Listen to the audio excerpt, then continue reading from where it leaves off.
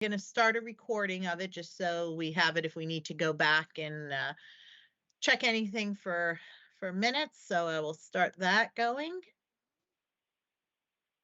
Oh, okay. South Brunswick working on getting microphones. Okay. We're still getting a couple people in, but we have started recording, and I will call this meeting to order. So this is the meeting of the Middlesex County Housing and Continuum Development Committee. So welcome everyone. Oh, good. I'm glad. So Peggy and Deshauna can hear us. Excellent. So welcome. We're going to, I'd like to just take a moment to introduce my staff, and then we'll do introductions for the town. So my name's Melissa Bellamy. I work in the County Division of Housing as the division head, and we're the entity that receives the Community Development Block Grant, home and ESG funding on behalf of the county. With me today, I have Catherine Borgen, who is our management specialist and handles all of our fiscal concerns. That's me. Hi, everybody. And not on screen, but here with us, and most of you will already know her, is Tracy Ham, who's our program specialist and who is the municipal liaison for our programs. Hi, you guys.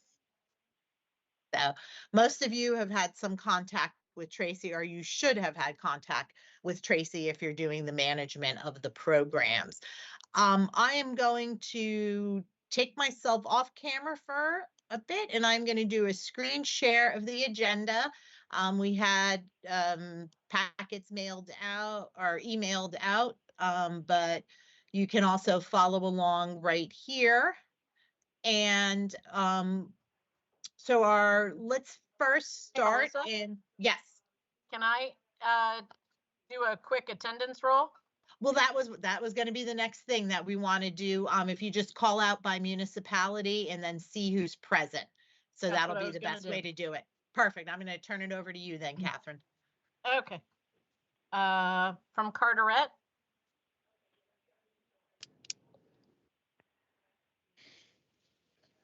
I saw you, Bob. Okay. From Cranberry? Here. Who was that? Debbie from Cranberry. Hi, Debbie. Thanks, Catherine. Thank you. From Denellen? Alex Miller from Denellen. Hi, Alex.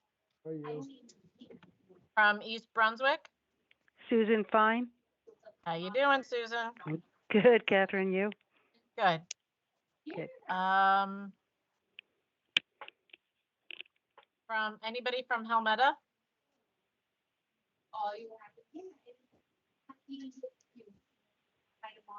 Highland Park? All right, well, be safe from the home, safe flight. Jamesburg? Bill Maresca from Jamesburg. Great day. Bill Maresca, thank you.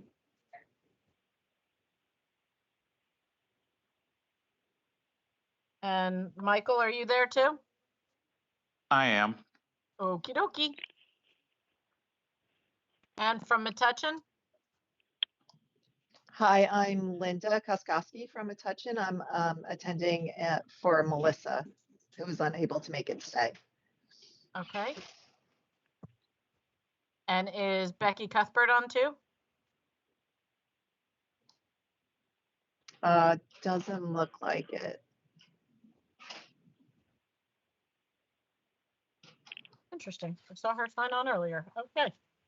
I'm gonna go ahead and check with her because I thought she was coming, so I'll just text her. Middlesex?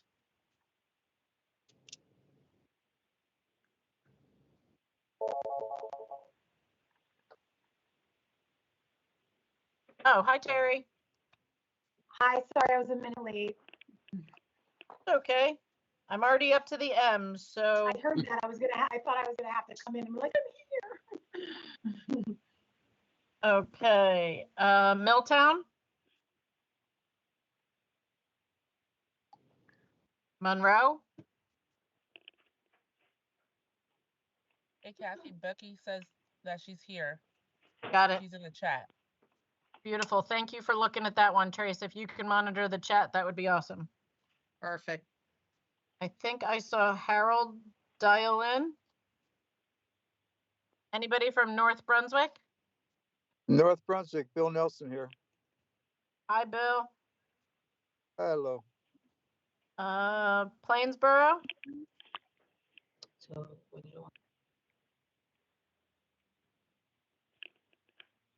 South Amboy? Yeah, Dave Carroll's from South Amboy, and Kathy Kadelka is running a little bit late, but she's planning on joining us. She's in another meeting right now. Okie Dan dokie. Balca called in too. I'm sorry? Dan Balk is also on. Nice our CFO. job, South Amboy, having all that representation. Tracy's been working with us all week. I thank you very much, Tracy. Nice job, Trace. Yes, No very nice job. problem. South Brunswick. We are here. Oh, got video. Peggy Got and sound. Duchesne, yes. Okay. Hi, ladies. Hello. South Plainfield. Yes, you have myself, Glenn Cullen, and Ann Daly.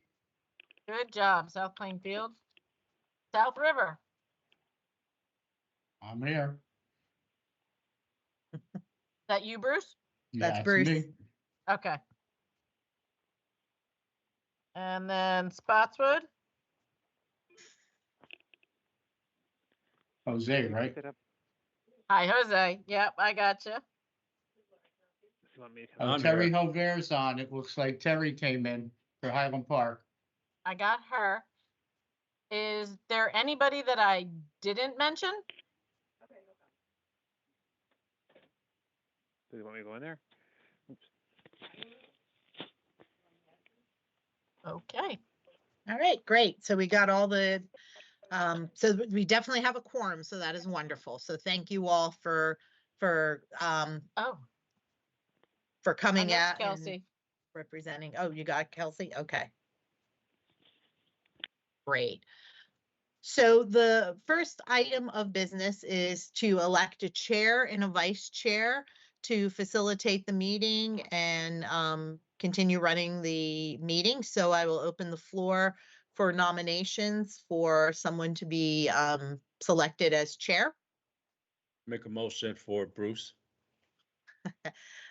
Sounds good. Can we get a second on that? Anyone can second it. I'll second it. Second. Thanks, Bruce, they're Glenn. getting away with this one. Thanks, Jose. Perfect. Are there any other nominations for chairperson? And I'm just seeing, Debbie, you have your hand raised. Did you have a question on something before we started, or did that just? No, you can lower it. I'm sorry. Thank you. Oh, it's okay. Let me see if I can figure out how to. That's fine. I'll just ignore it for now. All right, any other nominations for chairperson? If not, we'll close the nomination. So we have a motion on the floor to approve Bruce Koch as, actually, let's do it as a 2-in-1. So let's do a motion for a vice chairperson. And then we can do a vote all together for both positions in one shot. So can I have a motion for anybody who's willing to step up and serve as vice chairperson in absence of the chair? Who was the one who did it last year? That would be Jeanette Larison, who is no longer No longer with Milltown. Milltown. Okay. So really anybody willing to do it and would accept a part, it would only, we don't really have any other meetings planned or scheduled, so it's not heavy duty. We might have another one, in the fall, and then we would have one again probably at the beginning of the year, just for our regular start the year stuff. So there's really not, it's not a heavy duty thing. So anybody willing to step up to be nominated?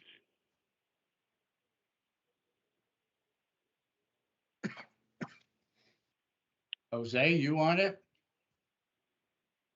Oh, if nobody's taking it, I'll do it. I'll So that nominate sounds like Jose. perfect. Made a motion. Thanks, Bruce. And thanks, Jose. Is there a second? Second. Thanks, Who was Terry. that? Terry. So Thank Bruce you. with the motion, Terry with the second. So are there any other nominations for vice chair? If not, we'll close nominations. And then we can, I probably messed up Robert's rules with the motion, but we'll just have now we'll just do one motion to approve both the slate with Bruce as chair and Bruce Koch as chair and Jose Rivera as vice chair. Can someone take that as a motion? Do that. Or someone put that forth as a motion? I'll make a motion. Thanks, Glenn. Can we get a second? Second. That was Susan. Susan, perfect. Glad you can get the voice. All in favor, you can say aye. If there is, if you can't speak on here, you can put it in the chat. Aye. So Aye. all in Aye. favor, aye, aye. Any Aye. abstentions? Aye. Abstentions Aye. or no's?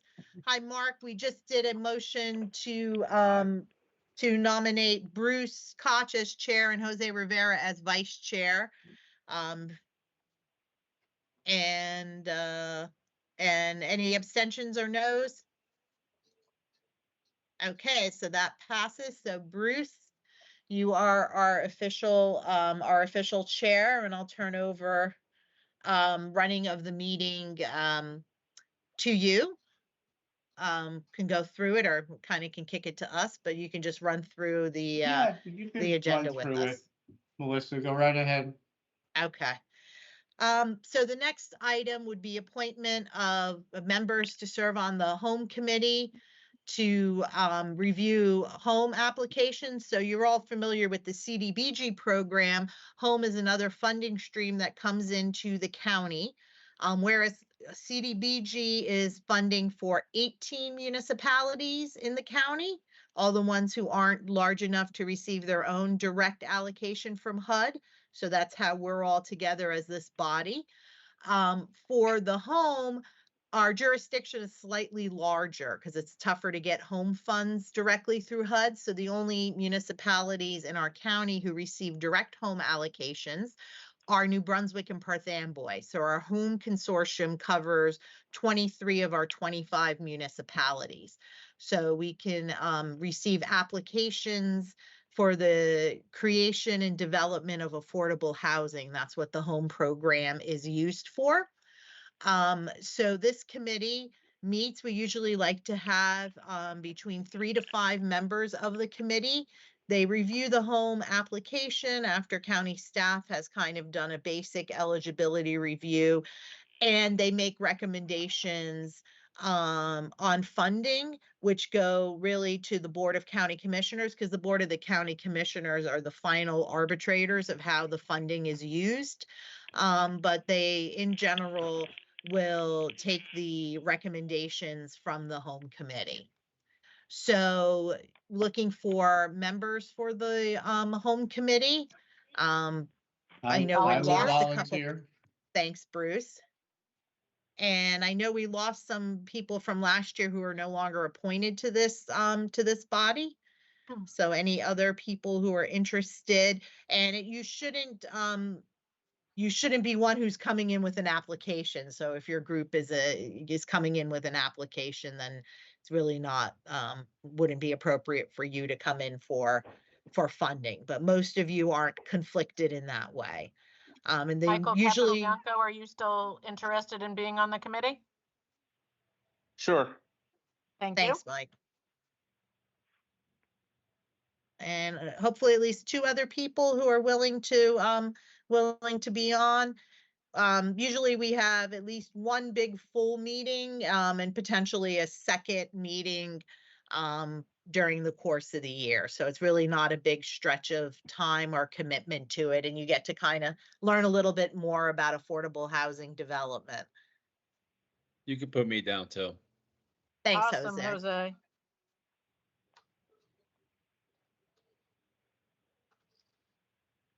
Mark, you want to stretch yourself a little thinner? I Just was thinking kidding. that, Catherine, if you have nobody, I'll volunteer. Okay, that at least gives us a a nice body of 4 people. That helps us because if we have a meeting, if we can only at least get 3 of you, we can at least, get some business done and make things work. But we try to make it where everybody can attend. And we probably won't have our first meeting until sometime in May or so, May or June. Sometimes we kind of time in with when HMFA might be doing their tax credit projects, because some of the projects are tax credit projects who we usually see applications for. But thank you for the 4 gentlemen who offered to be part of the home committee to make some recommendations for the Board of Commissioners to consider. All right, so we're going to go to program status. Our timeliness requirement, we are coming in to the annual point where HUD is looking at our spending. So we need to still spend down over $1 million in funding to really hit what is our target for that. So if you have a completed project, but you haven't submitted vouchers to us yet, we really need you to get them into us within the next couple of weeks, so we can get them processed and can potentially get those funds drawn down in time. This is one of the ways we reflect what we're doing to HUD. So it's not good if you have projects that you've completed in your municipality, but you just haven't gotten around to submitting us the vouchers and the accomplishment data and be able to close out a project. Because if it isn't reflected in our HUD database, in our IDIS system that we use to draw the money and report on the projects being done, it looks like they weren't done. And that all gets rolled up. So on a micro level, we want to have Middlesex County looking good and having funds spent. But on a macro level, this gets evaluated each year by Congress on how well things get spent and what gets done. So everybody's needs to kind of contribute to that. And make sure that you're spending it. So, in a minute, Kathy's going to go over the status of funds. You'll see where each of the municipalities are. This was sent to you earlier ahead of time. You should kind of already know where you are with projects, and we'll let Kathy talk a little bit more about that. I want to thank you for the municipalities who do spend quickly. And do get get things into us and are using their CDBG funds in the quickest manner possible. So just make sure, you're getting that in so we can be in a position to, to hit our target. Not sure what that is, but that's a funky sound in the Somebody background. put this call on hold. All right. Well, it's not a terrible So I unmuted me. If someone muted everybody, that makes it easier. So thanks on Beautiful.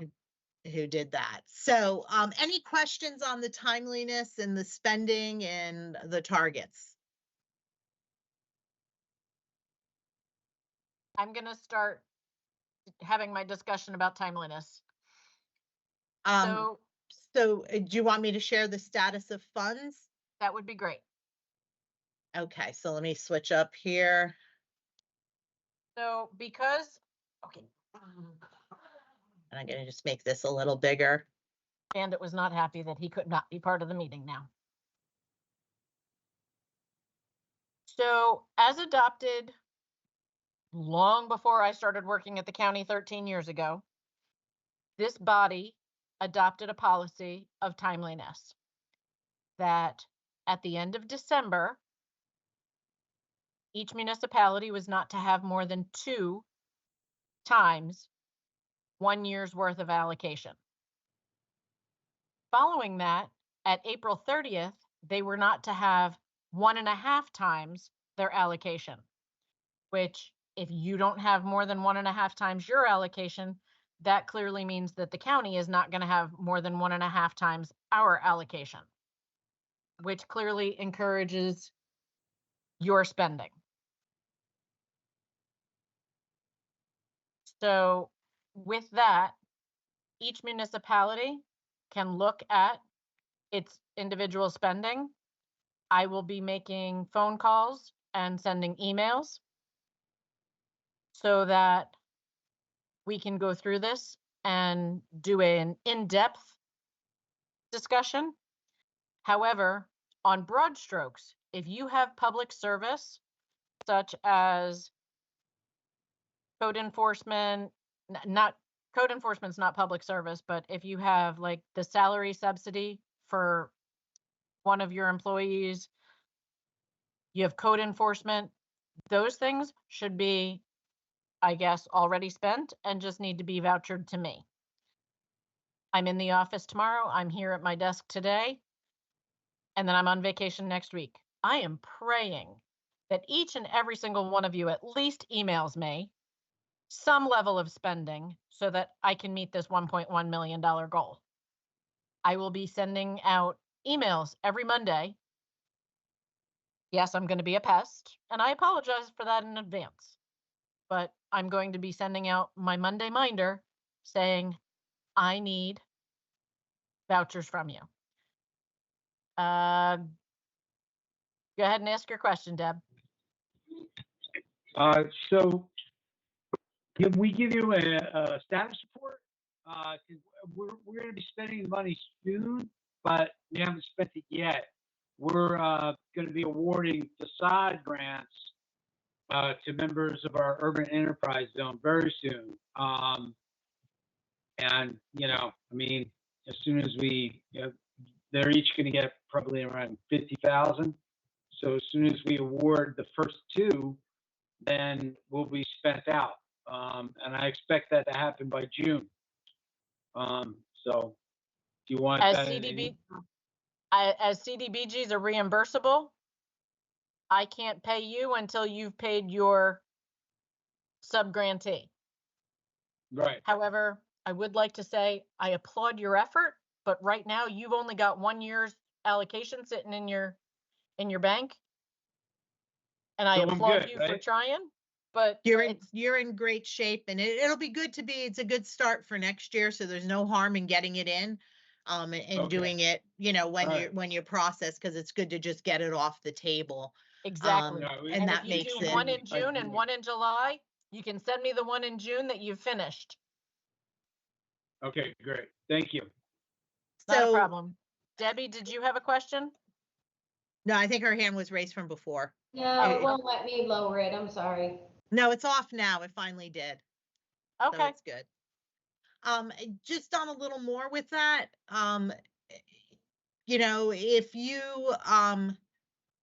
if your municipality comes in for 3, 4, 5, 6 projects, that's a lot of extra project management you're doing on the different projects, as opposed to, Carteret, for example, tends to do one project per year and puts all the funds in one project. I realize that's a switch for many of you.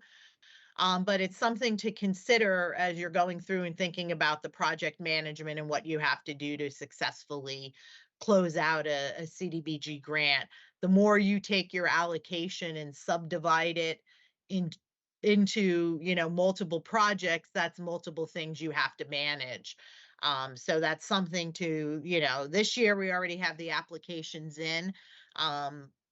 You might be able to do a little bit of a reconsideration if you want to combine maybe some grants. We can talk more about that, because we're just kind of approving what you're submitted now, but we can have some tweaks to that before we submit it to HUD.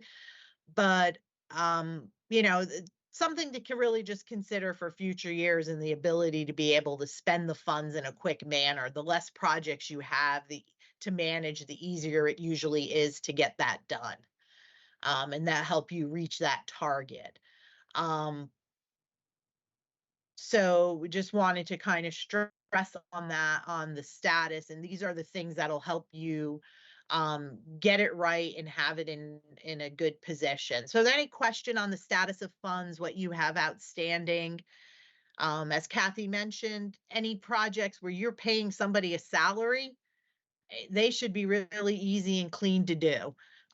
So you should get those vouchers into us, code enforcement, any kind of salaries for any of the public service activities.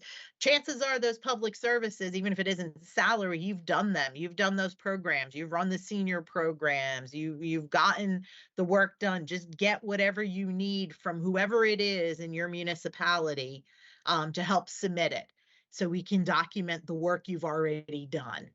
So we'll ask for that big push again to help us try to be able to successfully hit this goal. If everybody hits in with what their completed projects are, that'll go a long way for making us get to that right point. On our municipal sub-grants, so you were contacted again in I want to say maybe September, early October, about executing grant agreements. We still have 2 municipalities who haven't given us an executed grant agreement. And if you don't have your agreement in place, we can't pay you the funds. So we can't reimburse you for the funds. We don't have the contract to spend. You can't move your project. The grant agreements obviously are a requirement from HUD to have them and to have them in place. I'm going to turn it over to Tracy to just kind of talk about the importance of the attachment A's, which go on to the sub-grant agreements, of how you detail how you're going to use the project. So Tracy, take it away with this part of the agenda. Yeah, I know you guys have all received emails from me requesting these attachment A's. Like Melissa said, we do have a few municipalities that are still outstanding for the 2023 program year. I will follow up again with another email after the meeting, just in case maybe, emails get lost. So as always, you guys, if you have questions, you can always reach out to me. Like David mentioned earlier, I'm available if you need help with filling it out. Most of it is really self-explanatory, and it kind of mirrors the application. So we need those in order for us to complete the sub-grant agreements, because when you get the vouchers into Kathy, she has to be able to just pay. And if those sub-grant agreements are not executed, then she cannot pay. So that's why the attachment A's are vital to the agreement. I would suggest, because majority of municipalities do the same projects every year, you can just copy and paste and, just change the year and indicate, where you are with the project and things like that. So it just makes it easier. I would suggest you start working on them now, because it's going to come up. So if you guys can get those to me as soon as possible, then we won't have to be running around and finding out, okay, has this sub-grant agreement been executed? Because then that holds up the process. So again, if you guys need help, just reach out to me. I'm willing to sit with you, complete it. We can do a Teams call. However you need to do it, we can work together to get it done. I am the point of contact for all municipalities at this time. So just reach out to me, and I'm willing to help you guys. So you already sent in your applications. There's only about 2 municipalities that I haven't received applications from yet. I will be reaching out again after the meeting. And yeah, if you need help, reach out to me. All right, that's it. So the first time you tell us about a project is on your application. The second time we're getting a lot of detail is on the attachment A's, which are part of your sub-grant agreement. So that's kind of holding you a little more responsible. You're asked to provide a rough timeline of when you think you're going to expend the funds, what major activities you're going to do, who's the beneficiaries of the project. So, that should kind of already be in your mind, be able to put it down on the paper.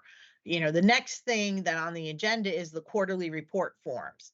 And many of your municipalities, many are not submitting the quarterly report forms. And that's making it tough for us to keep on track with our spending and with where you are with your projects. Because Tracy, right now, we've been down a staff person for a while. So ideally, she should only be responsible to 9 municipalities. She's responsible for 18. Keeping track of 18 municipalities when you have multiple projects and you have multiple years opening, it's a lot of different things to keep a handle on. So we rely on the quarterly report forms for you to be able to tell us where you are on your project. So for the ones who are completing it, thank you for it. It helps us. And as what happens is the ones who are actively completing it are the ones who are completing the projects. So I think a lot of you, and it may be, and I know there's always capacity issues in your municipality. I know you get change of staff. I know it's different people responsible for different things. And this becomes, one more thing you have to do. But once you really set it up, it's not that hard to continue into, maintaining to keep us in the loop of where your projects are. Since we have been so concerned with spending, we have been overlooking compliance with submitting in your quarterly report forms. So for the past several months, we have not made that an issue. We haven't said, hey, we're not going to pay you your money until we get some quarterly report forms. Well, that's going to change in May. We're going to have to, because we're not getting the compliance with it and we're not able to do that. We're having a new staff member start in June. And it's a lot easier to tell them, take a look at the reports for the towns that this person's going to be responsible for, than for that person to have to call out, bother you, ask you to give us a status and do all that things. That should already be done. So the quarterly reports are really now due we've just finished up, or we will be finishing up the first quarter. I'm already mentally in April. So your quarterly report form should be done by the end of this month. So this is a really good time. Sunday. Yeah, this is a really good time to take stock. You have Kathy's numbers. Her numbers are precise to the penny on where you are on all of your activities.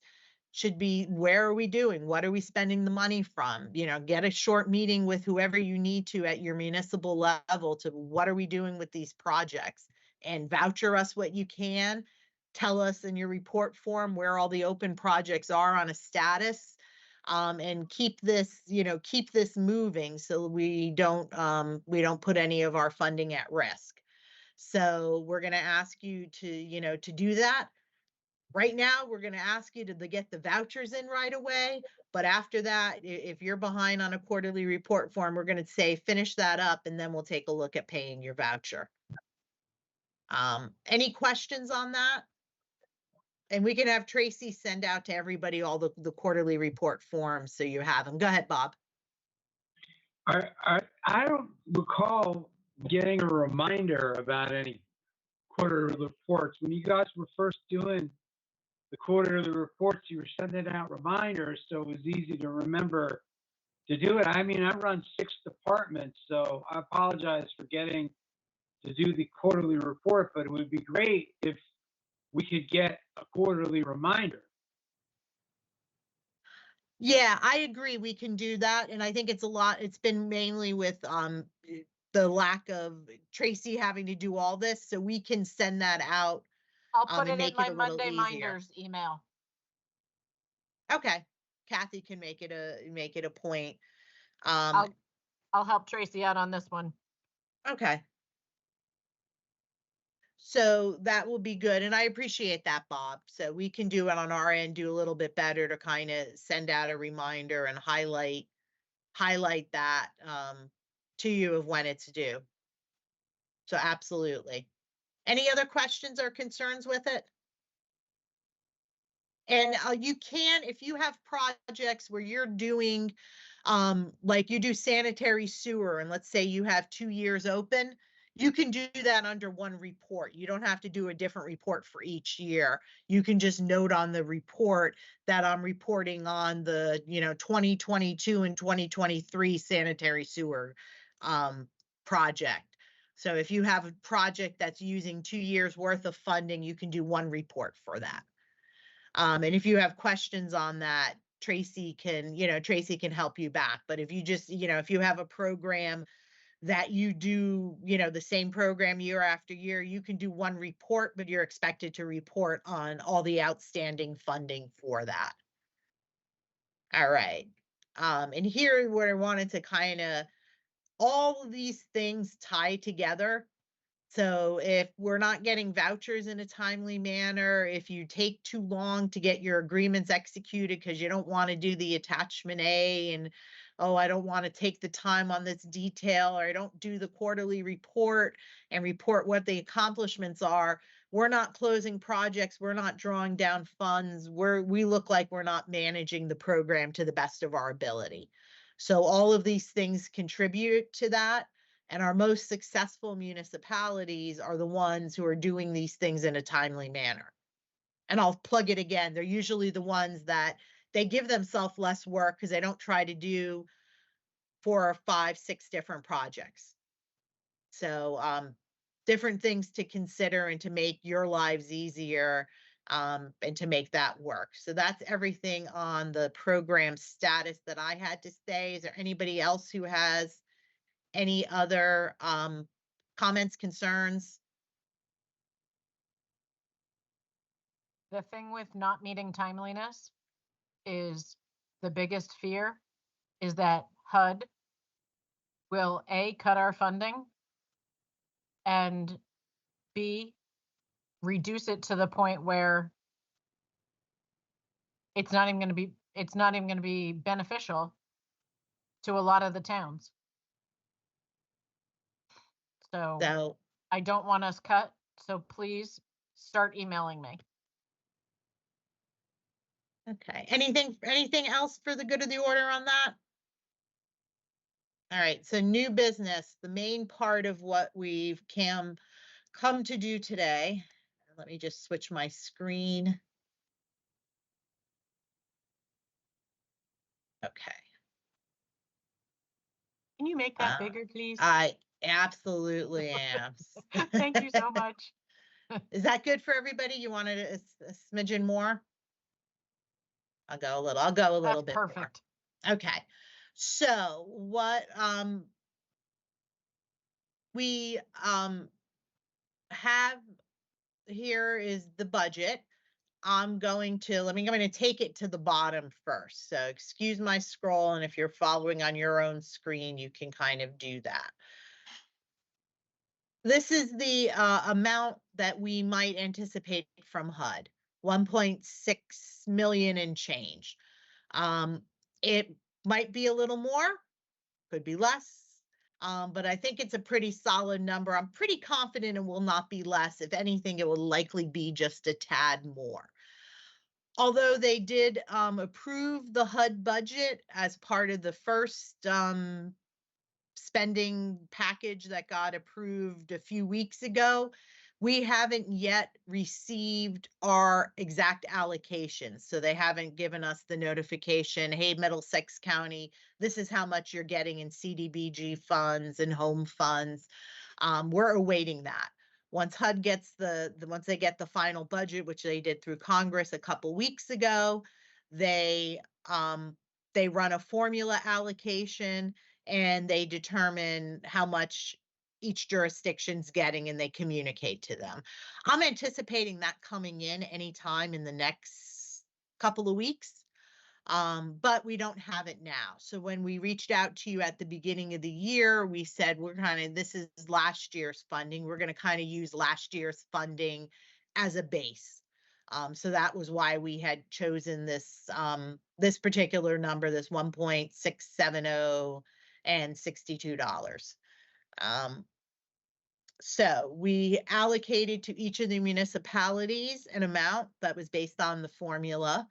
And then you were to come back and tell us what you're going to spend on the projects.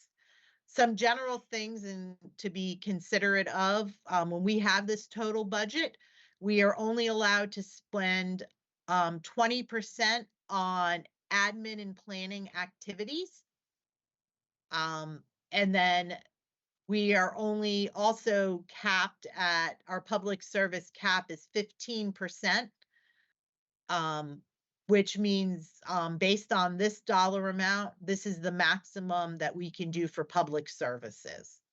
The good news is this year we met the cap, so that was great. Your public service projects came in under the cap allowance. And our admin is within that range too. So we are under that part. So that is very, very good news. We don't have to play with numbers. We don't have to ask anybody who submitted for a public service activity to consider decreasing that amount. We put out each year an amount. We raised it last year. It had been 50,000 for the previous 10 plus years before that, 10, almost 15 years, maybe before that, to have fair housing counseling and fair housing activities on behalf of our jurisdiction. So if people have complaints about with the landlord tenant issues, if they have complaints, someone's being discriminated against, they can consult with PRAB. PRAB also does some general fair housing activities, education, advocacy, out in the community to let people be aware of that. So we have always set aside, what we started last year, increased it because they hadn't been increased. And like I said, over a decade, probably over about 14, 15 years, it had been the same amount since I started. We bumped them up to 5,500. So what we do, I'm sorry, 55,000.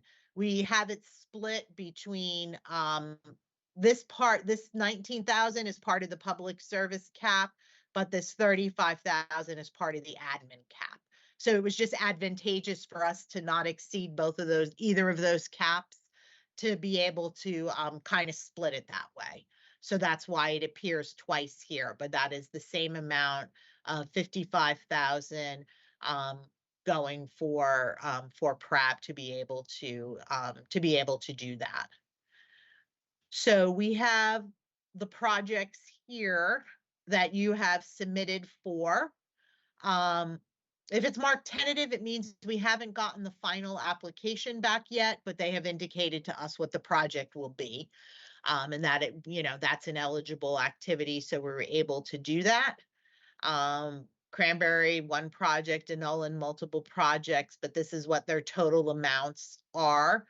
So these are based on each of the individual citizens' participation that you did in your local municipality. You've had a hearing, this went before your council, you recommended these projects, so they're being put here. So they're coming with the recommendations of the towns that this is where your priority lies. So we understand that, some towns, you like having multiple projects, you like spreading the funding among multiple programs. That's fine. Just make sure you're spending the funding. So this is the listing of all the projects. You have this, I'm just doing kind of a slow scroll. There are a couple towns, Milltown and Plainsboro, they did not get us applications yet. So what we have done, and what we are proposing, is that they just be provided with no more public service than they had asked for in the previous year. So we kind of use last year's project as the basis of what we think they could do. So we're limiting them, because they didn't get it in. The applications were due back now, I guess 20 days ago. I think we said the 7th. So we're proposing that they not be allowed to spend more than 7,919 in the case of Milltown towards public service, and in the case of Plainsboro, 17,500 for public service. And then the rest they can put in. We put listed here public facilities improvements. It really could be any other eligible activity if they want to do a housing project, if they want to do code enforcement, if they have, well, Plainsboro can't because they don't have eligible areas, but anything other than public service. So that's what we propose, and that's why they're in red. Like I said, I know Milltown has had a change in some leadership, with new mayor, new business administrator, might not have been quite on their radar. Hopefully they're finishing up their process, and will be getting us in the actual projects. And the same, I think, with Plainsboro, they're just working on hopefully getting things in, but this is what we proposed. With these amounts, we're under the cap. And it's not an issue. So we use that to propose to you. We have a little bit of wiggle room under the cap. So a decision could be from this body of if you want to just limit them to, hey, they can't ask for more than that, or if you want to give us a discretion to let them ask for a little more in public service, as long as we don't go over our cap number. So that's something for this group to consider. The rest of them are pretty straightforward and came in with their projects. We've all looked at them. There was one community where we're going back, what they came in and submitted it, and I'm going to talk about it again on parks projects. So for everybody's edification, there's a couple ways projects are eligible for CDBG activities, you might remember. They can be eligible if they're located in a low mod area census tract. If a project is in a low mod area census tract, if you have a park that's in a low mod census tract and you're doing a project on that project's benefiting the people who live in that low mod census tract, then that's a pretty easy thing to do. You can do any kind of park improvements. You can do whatever you want there because that's serving a low and mod area on the basis of the census tract. If your park is not located in a low mod area, you can still make some improvements to it, but they have to be ADA type of improvements. So it could be putting in ramps. It could be putting in a paved walkway, a paved area. It can be something that provides ADA accessibility to disabled adults. So if you wanted to put in alongside a paved pathway to have adult ADA accessible workout equipment, like something someone could work out in wheeling up to a wheelchair, something of that level, that could be an ADA type of improvement. That could be done. If you're doing bathroom improvements with ADA accessibility, that could be done in a park. What cannot be done is ADA playground equipment, because ADA playground equipment benefits who? Not a disabled adult, but a disabled child. And disabled children are not a presumed eligible income group. So if you have a disabled adult, HUD allows that assumption much the same way it does with seniors, that you don't have to do little income verifications on any senior who might use it. They're a presumed low income group. If you're serving seniors, disabled adults, homeless persons, migrant farm workers, victims of domestic violence, they're all part of that presumed benefit group, that if that's the only population you're serving, then that's a presumed benefit and you don't have to worry about documenting that you have at least 51% of the participants are low mod. Does everybody understand that distinction? So on one of the towns, we had to kind of go back and say, hey, you might need to tell us more information, or we might have to limit what you can spend the CDBG funds on. So just be mindful of that in the future years when you do that. In that, because that's always a popular thing. People are like, hey, I'm doing ADA. We're going to get a really cool ADA playground. It's a wonderful thing, but unless it's in a low mod area, you can't use CDBG funds for. So find some other grant funding to make that happen. But this is the proposal that we submit to you today based on each individually submitted application from all of the 18 municipalities, minus the 2 that we didn't get from. Are there questions on it, comments on it?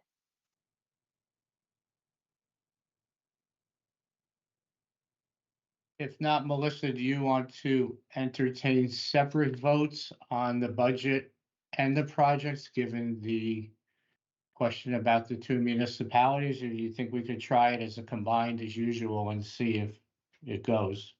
I'll leave it to you if you want to, you want to just have some conversation on it. I mean, what's the thought for the 2 municipalities? Do you want to limit them to that, or if they come in with projects that are slightly above? Yeah, and that's why I thought I'd do the budget first. Okay, then go ahead. If we approve the budget, then it's just a matter of how it's disseminated, correct? Correct. Okay, so if it's okay with you at this point, I would entertain a motion for approving the proposed budget only. I'll make a motion to approve the proposed budget. Thank you. Do we have a second? Second. I'll second. Okay, so we'll Mark. do a vote, all in favor, no, well, those in favor? Aye. And do we have any opposed? Okay, so it sounds like that motion carries. So next, we'll move on to the municipal projects. Who was the second on that, Bruce? Mark Rasimovich. Thank you. Okay, so then moving to the municipal projects, does anybody, this can go one of 2 ways. We can either accept the funding for the various projects as put before us, or as Melissa said earlier, some can voice concerns if they think we should allow adjustments in the future. I don't have a position on that, but I'll open it up to the committee to see if anybody has a particular feeling. I guess we'll, for purposes of the conversation, if you're in favor of leaving it the way it is, let's just pause for a moment. Does anybody think there should be any changes made to it or how we approach it?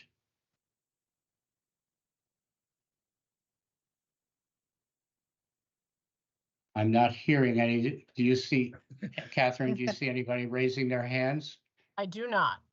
Okay, so since there seems to be silence on that issue, then Melissa, unless you disagree, I think we can entertain a motion to approve the funding and the projects.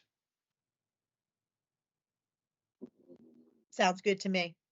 Okay, somebody like to make a motion? Harold raised his hand. I'll take that. Very as nice. a- Thank you, Harold. And do we have a second? I'll second it. Dave Cales, South Amboy. Thank you, Okay. Dave. Thank you. Those in favor? I'll Aye. say aye. Aye. Aye.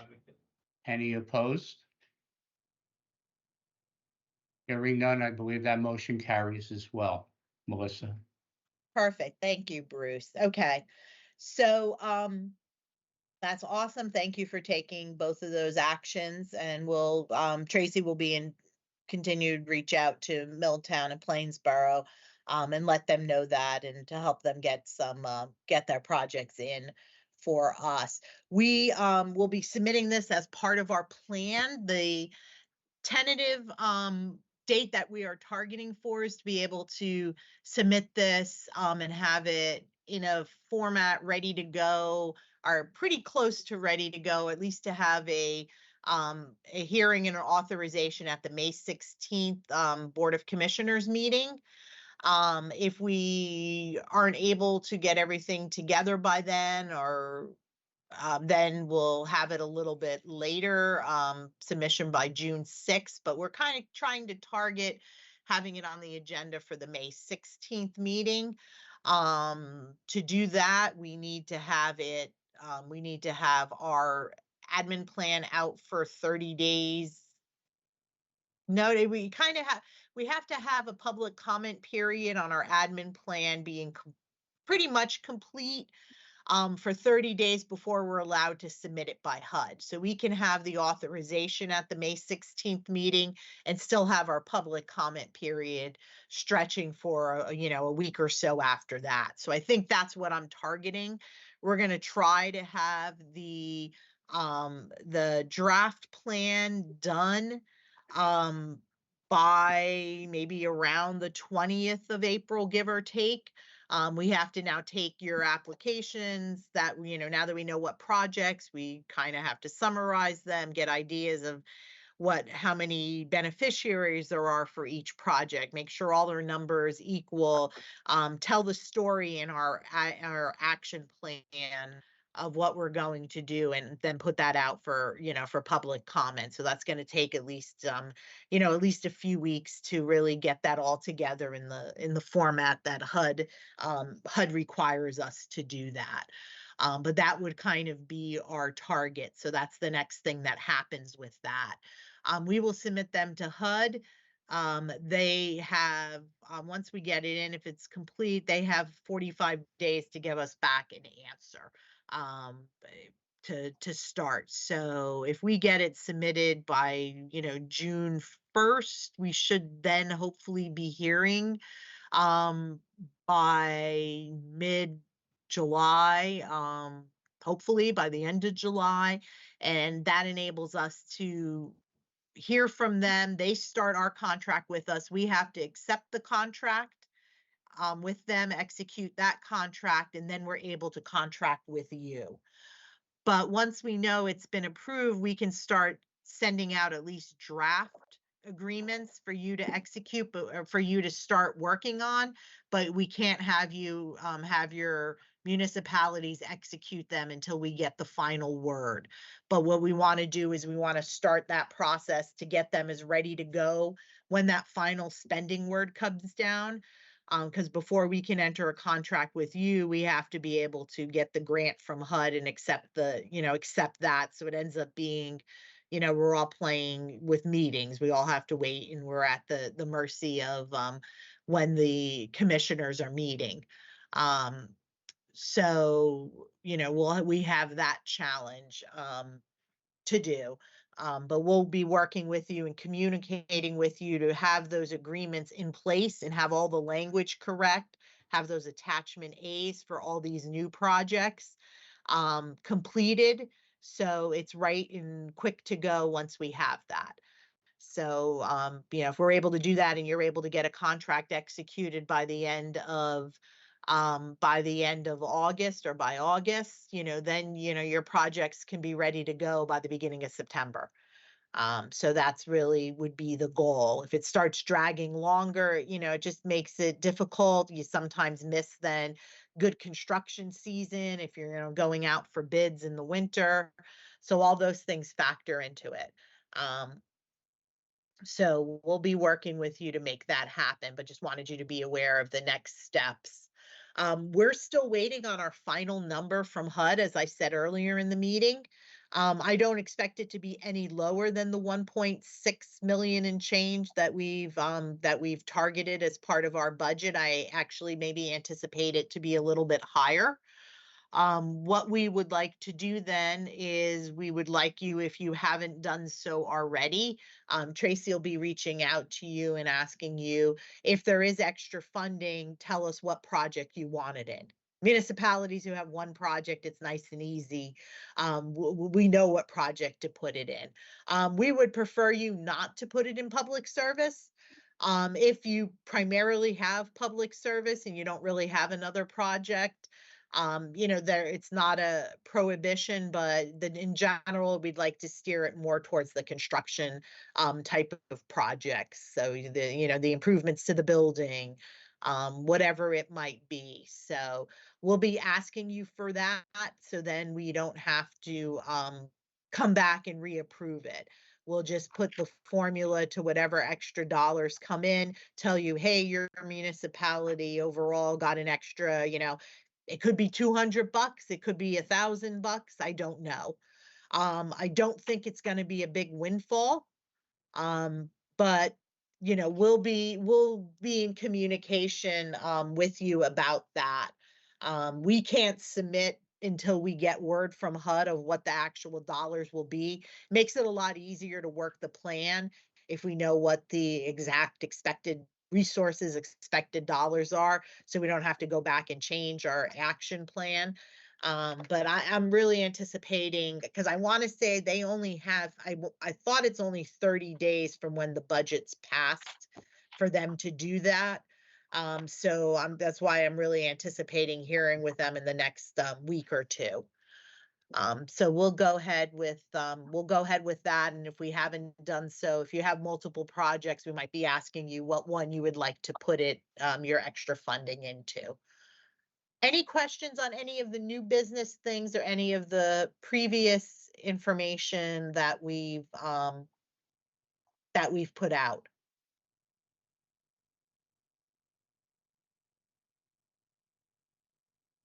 Okay. Reminder, if your municipality hasn't communicated to us, the specific HCD committee reps and the alternates, you can provide them to Kathy. I think most everybody has at this point, but I kept that as just a reminder. Go ahead. When you communicate to me, the HCD rep, I need an awesome email address for them, one that really works, because I keep getting a bounce back on a couple of them. So I need a good email address or contact information for them, please. Hi. And just a reminder that there is technical assistance is available by staff. You can make a request if you want to do it. I mean, you reach out to Tracy in general, but if you have, something new you want to do and you want to, think about a project, it's good to come in and let us know. Think about it ahead of time throughout the year. If you're having trouble managing a project, if you're having, trouble getting whatever it might be to help make your project done, there not only is us, there's also the wealth of experience we have as part of this committee. You might be able to rely on and call on. And I'll say that especially with some of our newer members and representatives. There's people here who've been doing this for many years, might have some different ideas of projects, programs, how to just make the most of the dollars and spend them in an efficient and effective manner. So don't be shy on reaching out for technical assistance. It's better, better to do that and better to check with us before something's happened. I've put our staff information there. The exciting news is we do have the planner position. We have somebody who we've interviewed, made a job offer to, they've accepted, but they are graduating from Rutgers actually, and so they're not going to be able to start on the position until the beginning of June, but we're excited to bring this person on. I'm not going to jinx it and share their name yet, just in case something happens. But, we're excited for that to be up. I'd still like to have permission to have one more staff member to really help us with, to help us with the programs and to be able to do that. And then we'd really would fully staff, but I'll gladly get back up to, working with 4 people. Ideally, we should be probably a staff of 5 to really do everything to the best of our capabilities and to not have anybody stretched too thin and to be there as an asset for for you as a municipality trying to spend these funds. So we'll share, we'll do an intro thing when we do have the new planner position filled.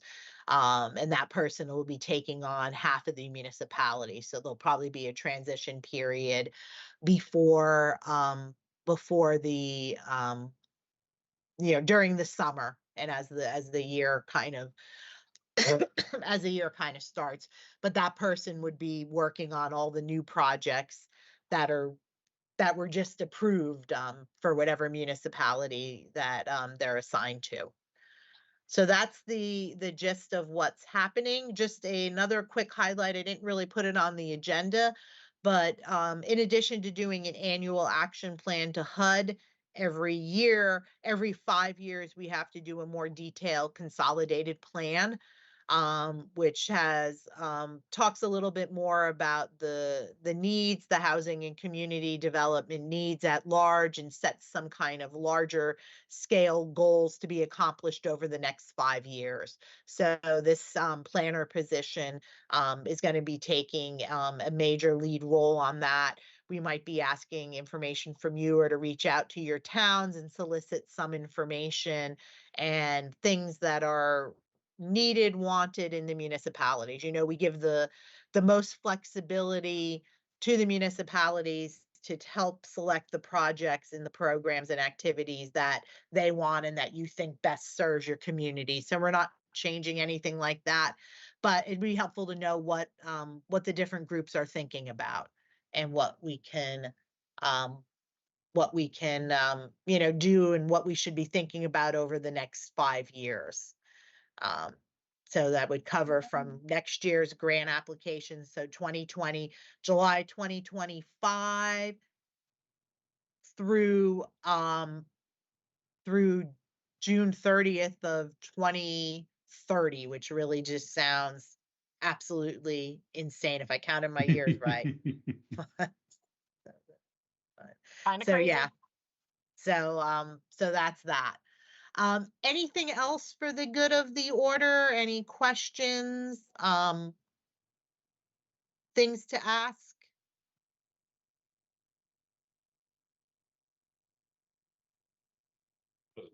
Melissa, it's Dave Kales. I just Sure. want to make a comment Uh-huh. to you. I'm new at this position and I'm actually new to government and very new to CDBG. But I want to say your team and your staff has been the best government staff to work with getting me through this. And I just personally want to say thank you because what you've done for me for the last couple of weeks, I really appreciate the guidance. So thank you to you and your staff very much. Oh, thank you. Very much appreciated. They are a good team and they're pretty skilled. Tracy's been here. She started her 4th year or 5th year with us. 4th or 5th. And Kathy's been here. During the pandemic. Yeah. Tracy was our That's right. pandemic staff. So yeah, I appreciate that. And we'll do that for any municipality. We understand you have changes. So if you need to have somebody brought up to speed on what to do, we'll sit with you. We'll do whatever needs to be done because it's our motivation to make sure we continue spending these funds and continue reflecting positively that this is a good thing and that Congress knows about this. And sees the good that's done. This is actually the 50th year of the CDBG program. So some of you have been around for many, many years, with it. And it's kind of exciting. So, so as a big level, HUD is looking to celebrate the 50th year of it. If you have any projects you want to highlight and you think of, hey, we use CDBG fund and we did something really cool, you can reach out to me. We can share it with HUD. They're doing some stuff. We're going out in person and doing different things. But if you want to highlight that, or just highlight any of the work that you're done, it wouldn't hurt to mention that, that it's been, that this program has been around this long and that your municipality has benefited from it for several decades. So that's all I had. I don't know if there's anything else anyone else has. Then Bruce, I think you can entertain a motion to adjourn the meeting. Yeah, before your I do money. that, before I do that, I would just like to thank everybody for the reappointment as the chair. And having said that, I will entertain a motion to adjourn. Make a motion to adjourn. And a second, please. I'll second it. All righty, all in favor? Aye. Aye. Aye. I'm assuming there's no opposed. Nope. So we'll call this meeting concluded. Thank you all. For those who celebrate, happy Easter. Take care, everyone. And spend your Bye money. now. Bye. Don't Thank money. you, everyone. Thank you. Take care. Enjoy the day. You too.